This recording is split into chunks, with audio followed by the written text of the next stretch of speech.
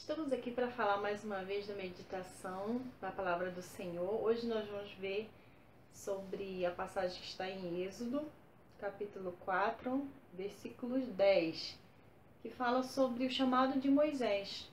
Quando Moisés foi para o deserto, que ele matou um egípcio quando era príncipe, ele fugiu. E aí ele foi para o deserto e encontrou a família de Midian.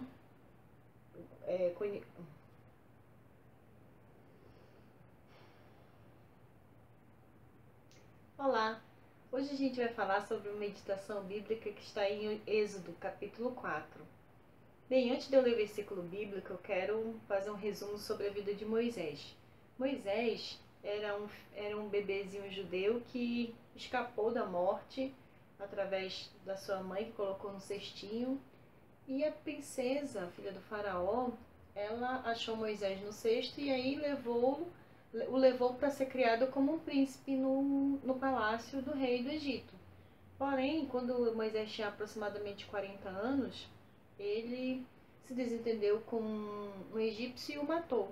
Com isso, ele fugiu e foi para Midian. Lá em Midian, ele conheceu Jetro e acabou casando com uma das filhas de Jetro. Porém, ele se tornou pastor de ovelhas. E quando ele foi pastorear suas ovelhas, Deus falou com ele numa sarça ardente. Imagine você ver uma planta que está pegando fogo e não se consome. Então, Deus falou sobre sua maravilhosa promessa na vida de Moisés, de que ele seria o libertador do povo de Israel. Porém, Moisés deu várias desculpas. Eu não sei falar, eu não sei isso, não sei aquilo. Então, eu vou ler a parte em que Moisés fala sobre a desculpa. Está em Êxodo capítulo 4, versículo 10. Diz assim: Disse, porém, Moisés ao Senhor: Ó Senhor, nunca tive facilidade para falar, nem no passado, nem agora que falaste a teu servo. Não consigo falar bem. Apesar de o próprio Deus vir e falar face a face com Moisés, ele ainda assim ficou com medo e colocou inúmeras desculpas, como essa que eu acabei de ler.